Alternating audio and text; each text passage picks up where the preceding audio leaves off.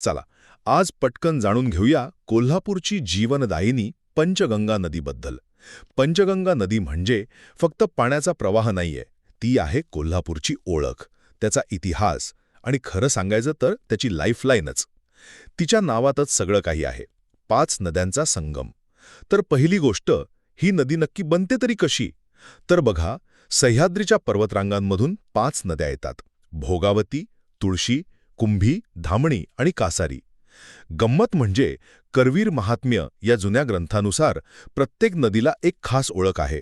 जसं की कासारी नदीला विष्णूचं रूप म्हणजे विष्णुरूपिणी मानलं गेलंय. आणि या 5 नद्या कोल्हापूरजवळ प्रयाग चिखली नावाच्या ठिकाणी एकत्र येतात आणि तिथूनच सुरू होतो पंचगंगेचा प्रवास. आता दुसरी महत्वाची गोष्ट, तिला जीवनदायिनी का म्हणतात? सोप्पं आहे, कारण तिच्यामुळेच कोल्हापूर शहर वसले आणि वाढले. तिच्या काठावर तुम्हाला अनेक जुनी मंदिरं आणि आश्रम दिसतील. पण इथेच एक मोठा विरोधाभास आहे.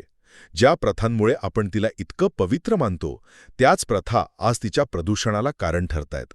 म्हणजे नैवेद्य आणि निर्माल्य थेट नदीत सोडलं जातं आणि यामुळे तिच्या जीवनदायिनी असण्यावरच प्रश्नचिन्ह उभं राहते.